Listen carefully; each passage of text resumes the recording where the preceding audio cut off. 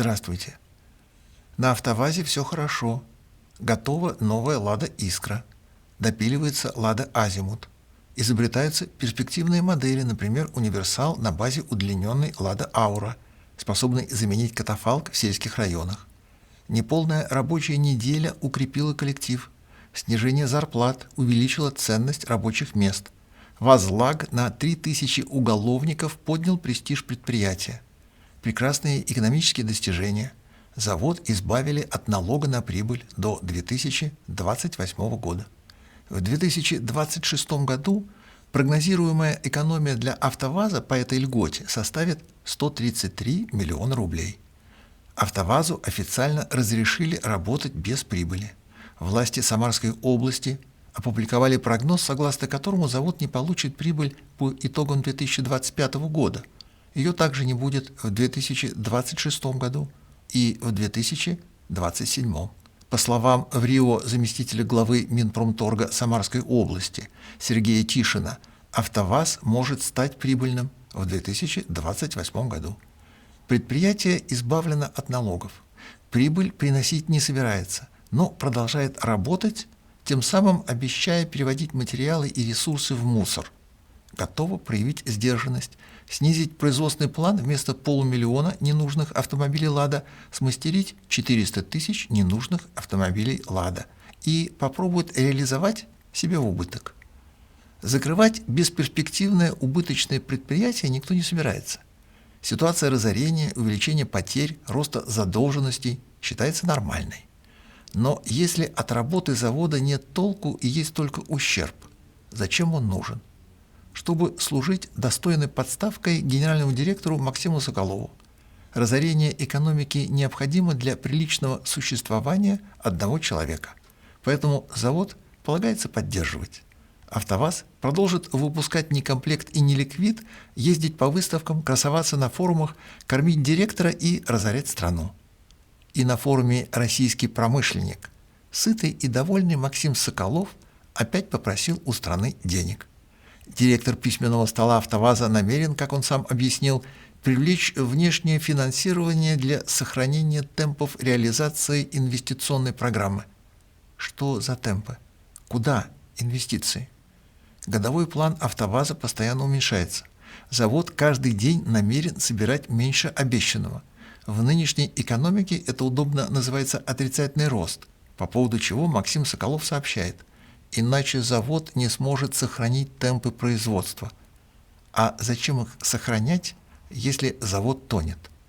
А затем, что темп, оплаченный из бюджета, позволит запустить новые проекты. Но у АвтоВАЗа нет ни одного нового проекта, только старые. 3 года запускали Renault Logan под псевдонимом «Искра», зачем-то отдав его в Санкт-Петербург, а никаких новых проектов не существует. И взяться им неоткуда. Любая новая машина АвтоВАЗа возможна только на иностранной платформе, добыть которую негде. Поэтому на темпы и новинки деньги не требуются. Нет ни темпов, ни новинок. Максим Соколов жалуется: рынок не приносит достаточно выручки. В нормальном мире это означает, что пора уволить директора, снять с производства невостребованные модели, уволить лишних рабочих, нанять новых людей, способных предложить и освоить выпуск того, что станет пользоваться спросом, кормить старую команду, которая старыми моделями и старыми методами управления разорила завод, нелогично. Но АвтоВАЗ существует не для того, чтобы выпускать автомобили, а для того, чтобы у Максима Соколова была отличная зарплата. Поэтому улыбчивый директор, 3-й год разоряющий завод, рассказывает стране, что намерен привлечь внешнее финансирование. То есть еще раз взять денег из бюджета, которые никогда не вернутся, поскольку налоги завод платить не собирается, а прибыли у него нет и не будет. На всякий случай Максим Соколов заранее упрекает: нельзя сокращать инвестиционную программу даже в условиях падения объемов рынка, то есть деньги государство дать обязано. Почти сразу вслед за революцией стране победившего пролетариата понадобился автомобиль. Перед этим пролетариат предварительно уничтожил буржуазию, дворянство, интеллигенцию, инженеров и создавать автомобиль стало некому. Идея автомобилизации не была результатом осознанной необходимости. Она досталась пролетариям от предыдущей России, где стала последним большим инфраструктурным проектом империи.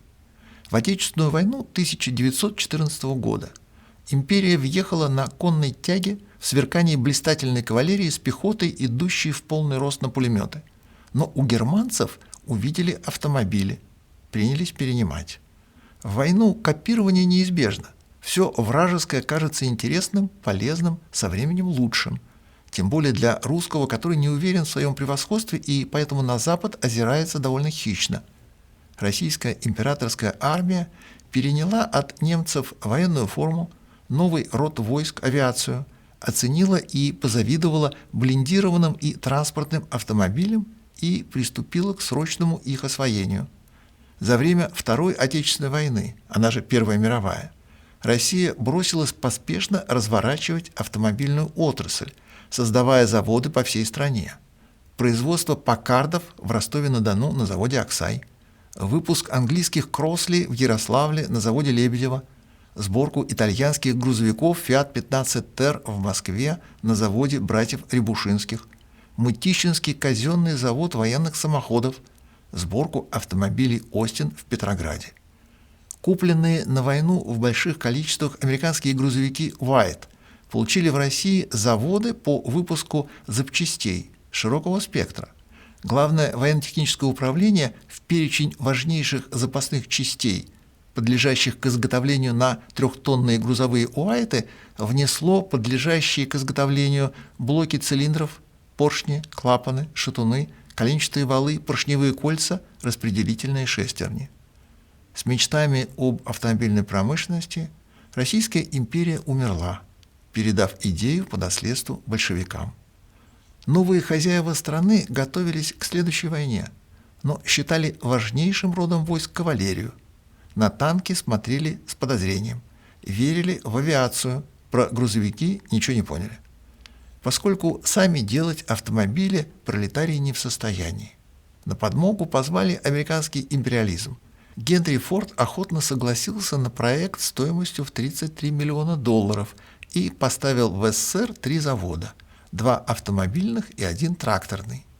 Пролетарии, создавшие бесклассовое общество, строившие государство, управляемое не элитой и аристократией, а представителями народа, наконец-то дорвались до опьяняющей вседозволенности, и вместо обещанных заводов рабочим, земли крестьянам, построили страну, главной задачей которой стало обслуживание самих себя. Вся власть советом обернулась обеспечением привилегий правящего класса и управленческого аппарата. В Великой Октябрьской социалистической революции победила бюрократия. Какую машину полагается выпускать первому заводу Форда в Москве? С чего начать? Какой автомобиль будет наиболее полезен в пролетарской стране, упражняющейся в перевыполнении пятилетнего плана?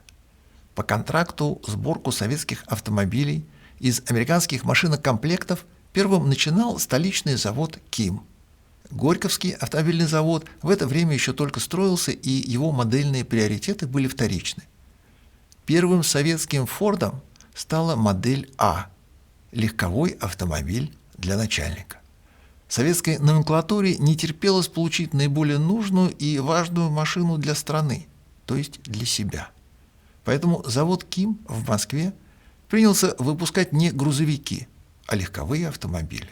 Стартовала сборка советских машин с логотипом «Форд» на радиаторе 95 лет тому назад, в ноябре 1930 года.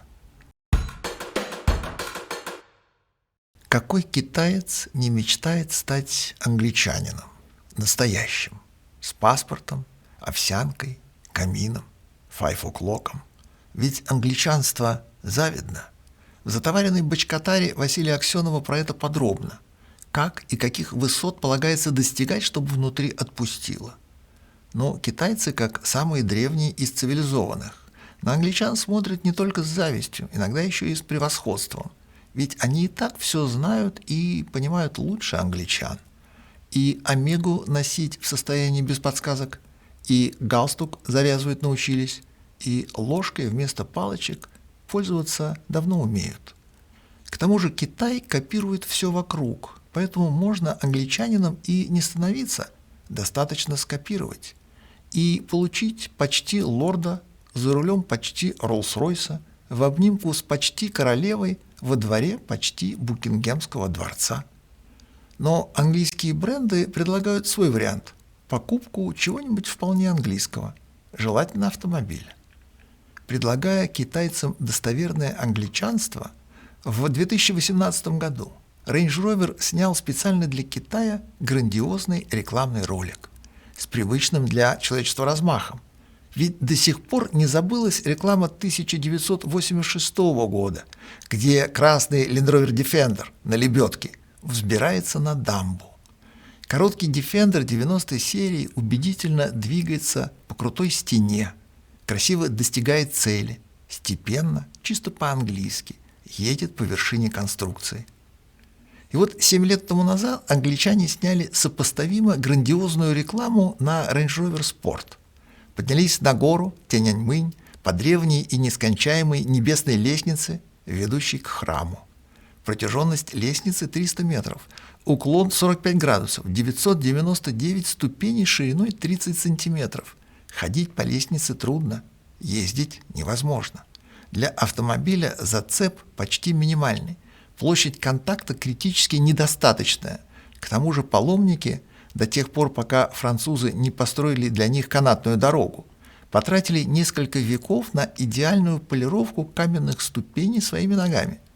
Англичане рекламную съемку Range Rover провели блестяще, с одного дубля, грамотно включив все блокировки, нижний ряд трансмиссии.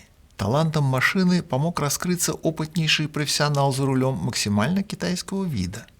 Такие мероприятия проходят удачно только тогда, когда за рулем мастер. Китайцам понравилась рекламная езда по святыням. Они порадовались импортному автомобилю, не утратившему внедорожных способностей, захотели себе такой же, откликнувшись на рекламный посыл устойчивым спросом на Range Rover. Недавно поупражняться в англичанстве захотелось фирме Chery.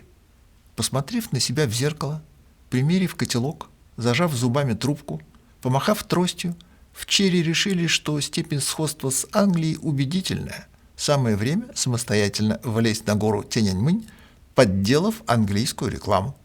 Машина для этого и подавно лучше любого Range Rover спорта. Породистый Full Win X3L.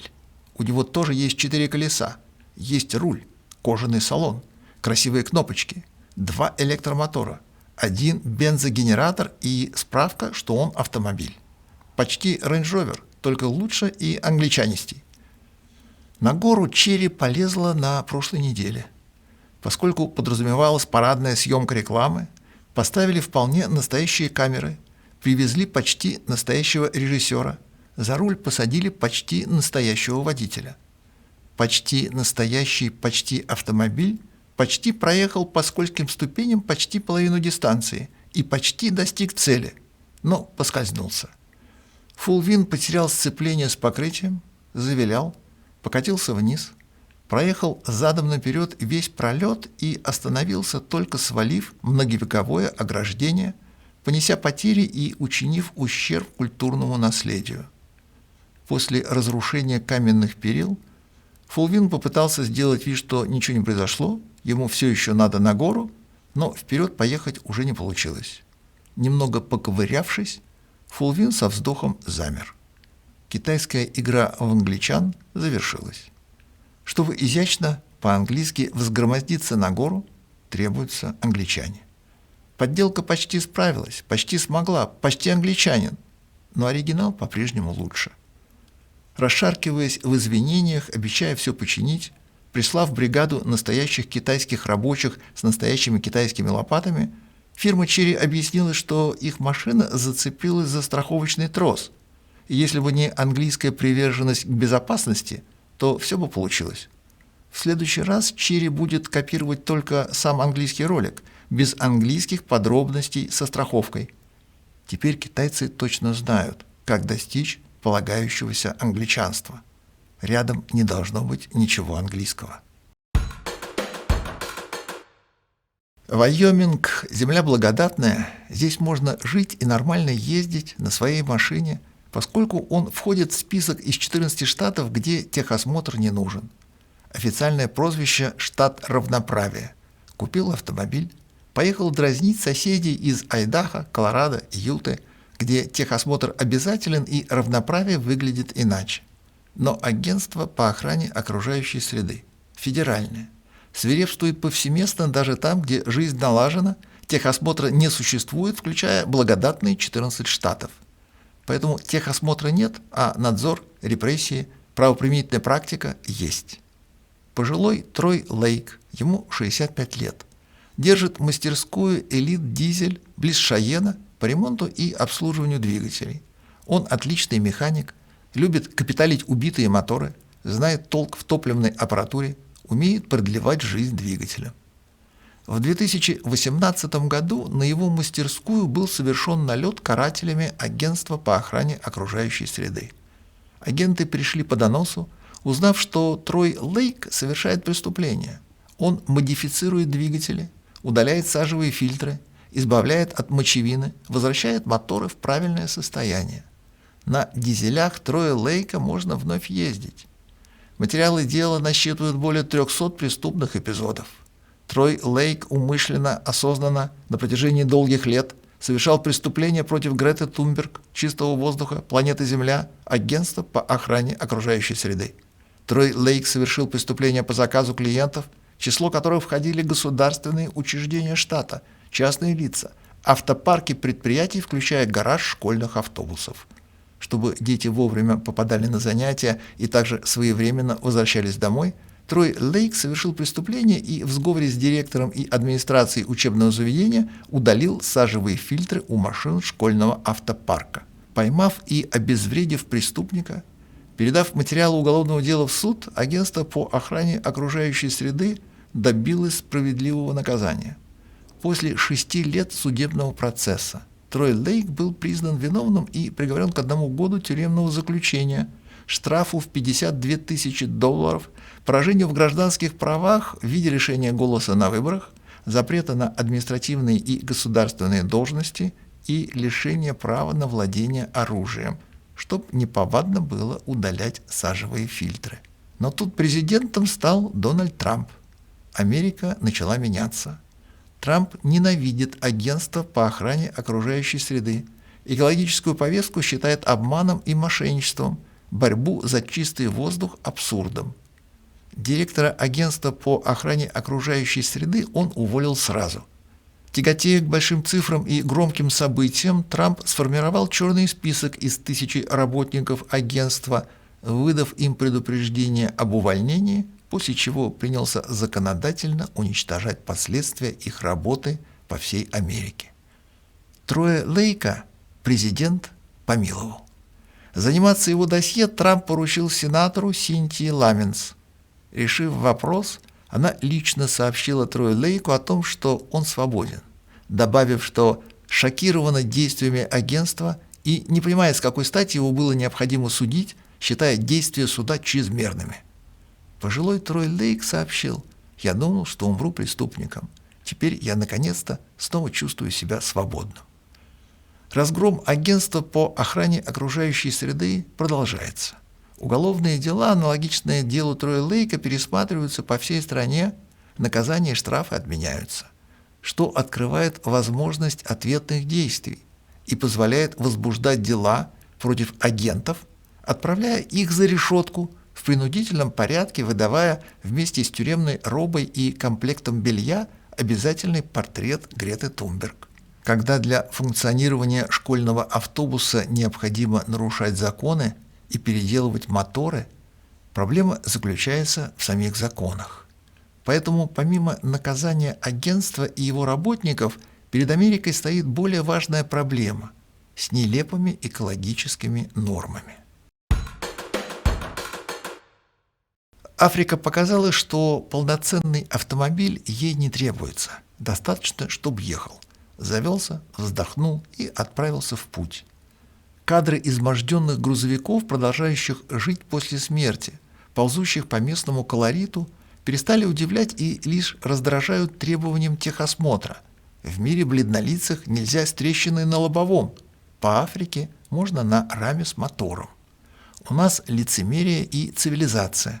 В Африке выживание на обломках цивилизации, не отвлекаясь на техническое состояние. Африка – континент непригодный для проживания. Все страны в Африке – пародия на мир бледнолицых. Нет ни одной страны, сшитой по собственным лекалам. Все чья-то копия, и все неудачные. Но кому-то все еще удается частичная жизнь, другие уже и не пытаются. И символ Африки – не слон, не верблюд, не тигр.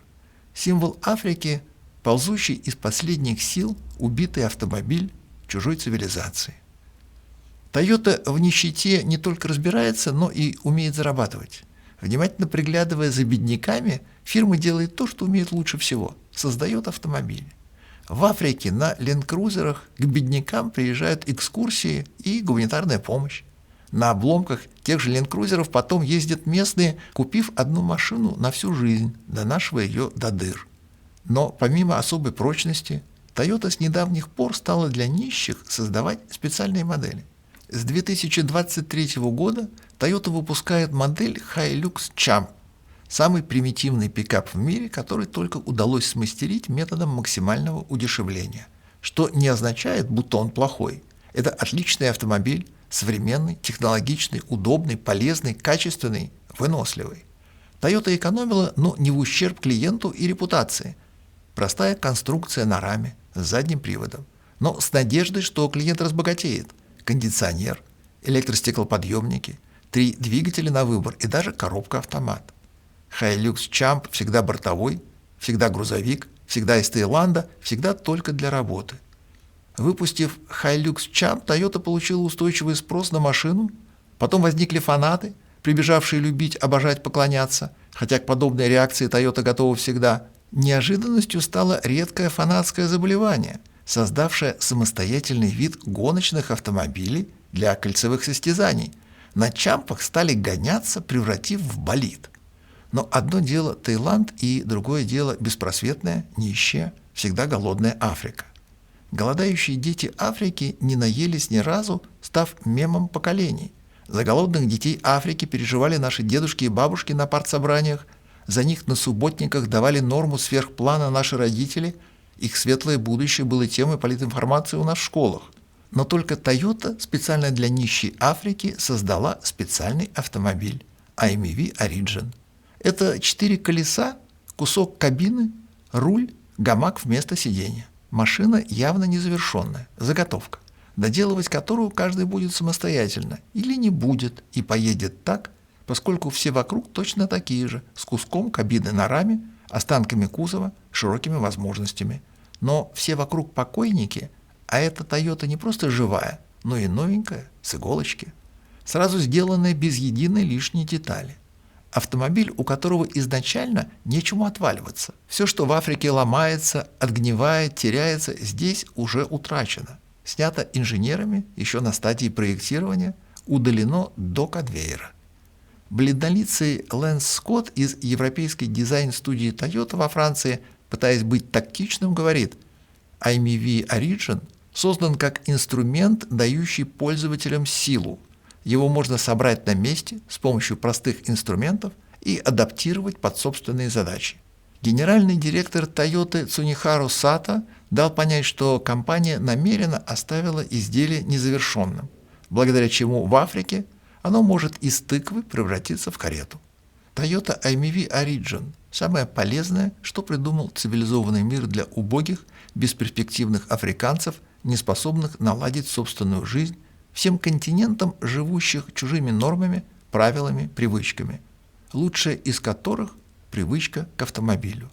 Наконец-то идеально придуманному и умело воплощенному, оптимальному, полезному автомобилю Toyota, сразу вписанному в африканский пейзаж, соответствующий африканскому уровню жизни.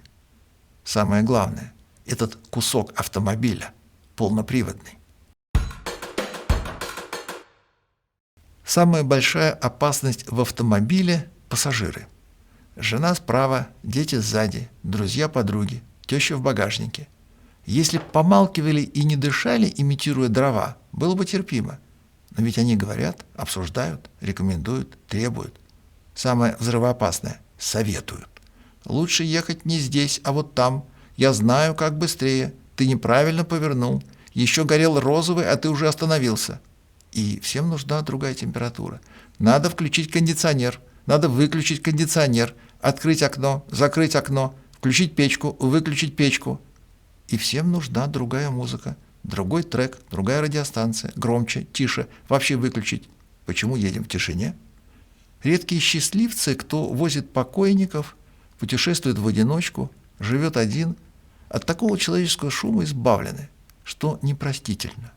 Нельзя допустить, чтобы кому-то было хорошо, да еще настолько.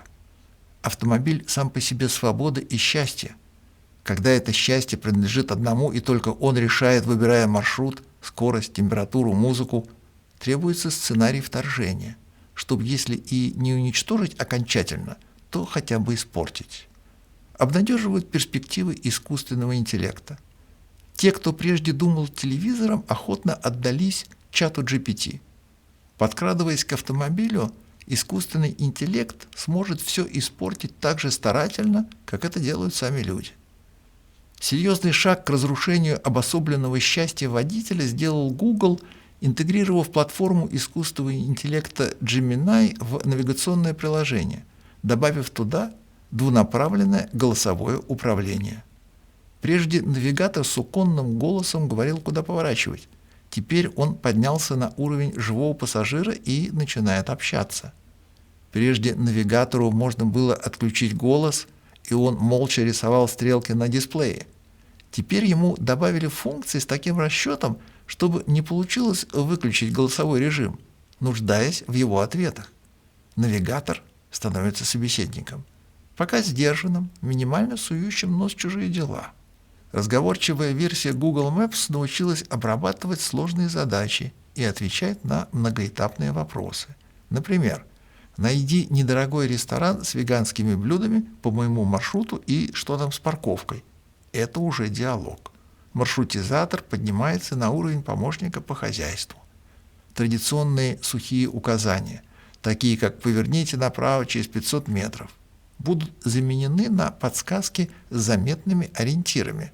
«Поверните налево после заправки». Такое ориентирование на местности взято из южноамериканской традиции указания почтовых адресов. В нашем мире указывается город, улица, номер дома, квартира, фамилия.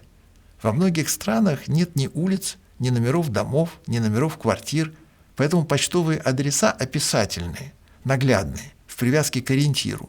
Дону Педро в доме с зеленым забором на площади у поваленного дерева.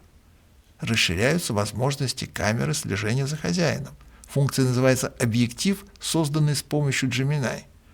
Наведя смартфон на кафе, магазин, достопримечательность, можно спросить, что это за место или какие блюда там популярны, и получить лекцию с подробностями и рекомендациями.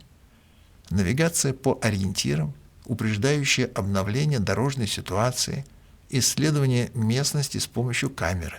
Не собираются молчать. Они научились говорить. Теперь «я от бабушки ушел, я от дедушки ушел» не работает. От Google Maps не уйдешь. Вроде бы на свободе, сам по себе. В соответствии с пушкинским «на свете счастья нет, но есть покой и воля» уехал ото всех в тишину, на своей волне, в персональный дзен. И тут настойчиво возникает Google, которому хочется поговорить. Ему есть что сказать, о чем предупредить, что посоветовать. Как и теще, не случайно оказавшейся в багажнике. Добрый день, приветствую вас в классе Карлофт Каунас. Мы опять у вас в гостях, у ваших экранов, у ваших телевизоров, мониторов и телефонов. Меня зовут Шарунас. Это Штуц Блягаук Спидстер 1928 года рождения. В свое время, наверное, самый быстрый американский автомобиль спортивного типа. Он и был самый первый спортивный автомобиль в Америке, которого начали производить уже на конвейере, да. До этого их делали во всяких там мастерских, гаражах, а этот штуц уже был пущен по конвейеру как спортивный автомобиль.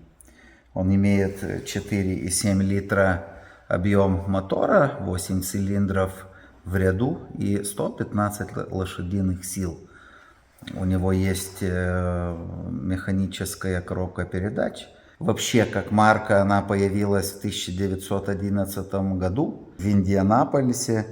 И это, конечно, такой как бы и символ этих гонок, американских знаменитых гонок Индианаполис 500. Он там и дебютировал как спортивный автомобиль. Конечно, он там побил все рекорды. Рекорд такой самый большой этих времен уже был, потому что он достиг такой средней скорости на трассе 96 миль в час, что по нашим меркам где-то 155 километров в час. Так вы можете себе представить 27 год и скорость 155 километров в час. Я как, иногда мыслями пущусь в наши края, 27 год, мы видели, наверное, только кони, да, автомобиль был редкостью на дорогах, таких дорог очень-то и не было, да, были просто дорожечки такие, так,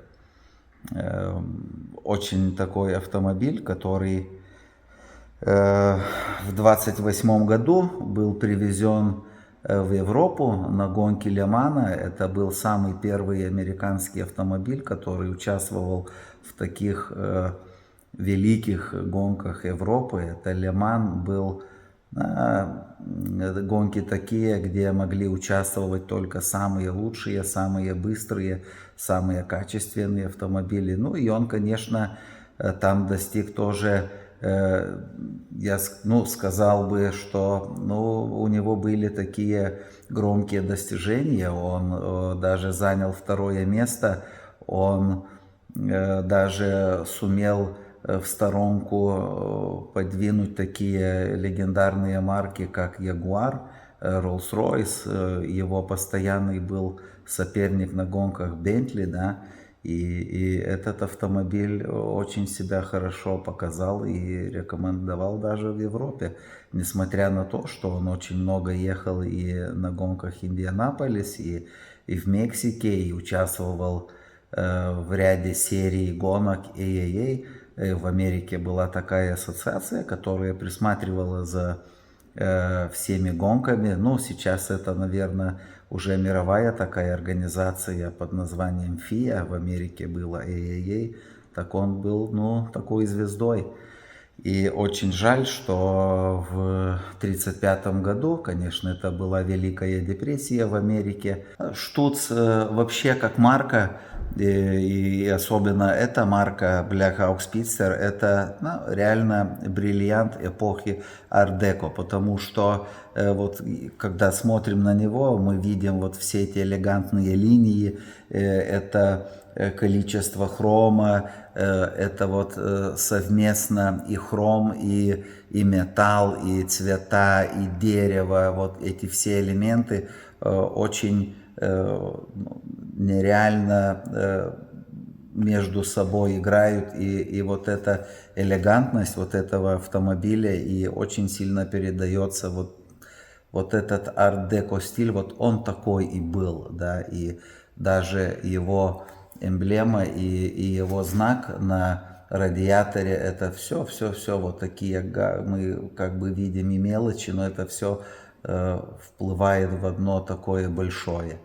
Да, если мы вспомним фильмы «Большой Гэтсби» с Леонардо Ди Каприо в главной роли, то мы увидим там некоторые кадры, где они гоняют именно вот на таких автомобилях, на автомобилях времени Art-Deco, эпохи, вот они там самые красивые, там ехал Rolls-Royce, Штуц, там Bentley, вот были вот все звезды автомобильного мира, и мы очень хорошо помним, что этот фильм, он был такой фильм более показан как история любви в фоне вот именно этой эпохи. И эти автомобили очень красиво вписались даже в этот фильм. И вот эти все совместные вот вещи такие, да, вот на стеклах орнаменты, дерево, ручки, хром, да, вот все эти формы, вот все эти элегантные формы, они и очень сильно соответствуют этому времени. Да, ну ехать на ней, конечно, чувство особенное. Я сам лично после реставрации на ней проехал, ну, километров 70, да.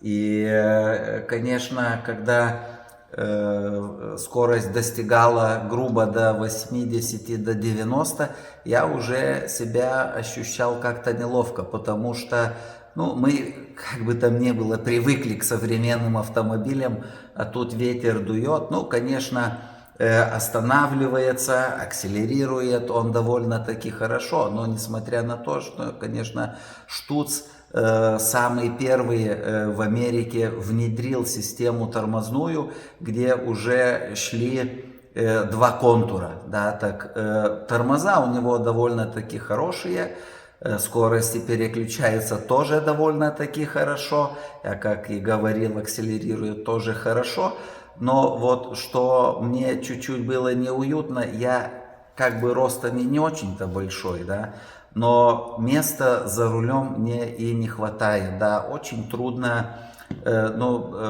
у меня ноги тоже такие длинноватые, и выжимать сцепление и потом нажимать на тормоз, ну, довольно-таки неудобно, да, и эти педали очень ряд с друг другом стоят, и их расположение по высоте тоже, но по нашим сегодняшним меркам стоит, ну, неудобно, если так коротко сказать.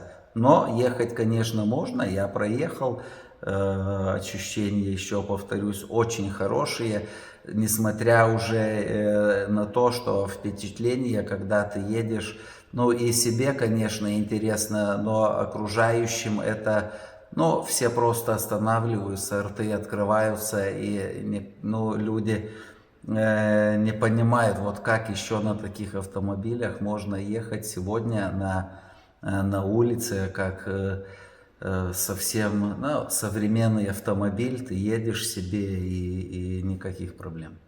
Меня часто спрашивают, неужели это его настоящий цвет? Да, это его настоящий цвет, потому что мы привыкли, наверное, всегда смотреть фотографии этих времен, и они, и так понятно, не были цветные, да. Нам, наверное, есть эта ассоциация черное-белое.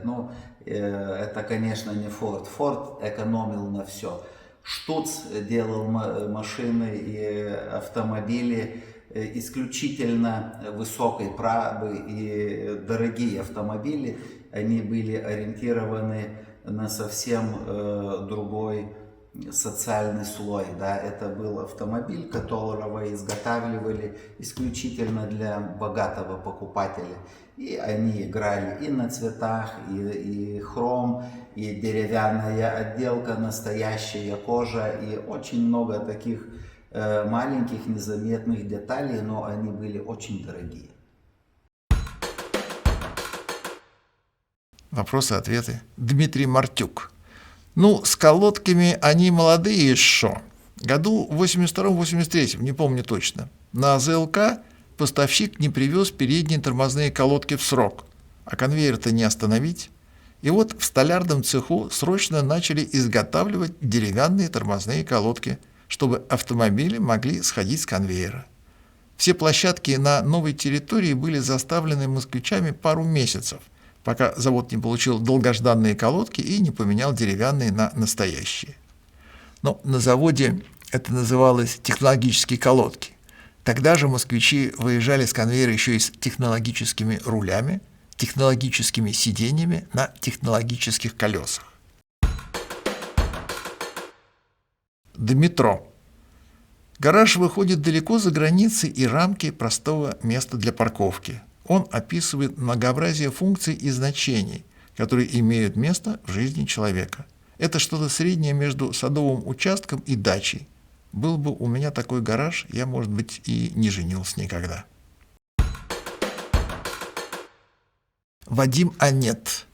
Отмена техосмотра в США, возможно, реально оправданный праздник. Но если техосмотр отменят в РФ, я вообще перестану выезжать на дорогу, потому что знаю про безответственность большинства окружающих в плане обслуживания своего автомобиля.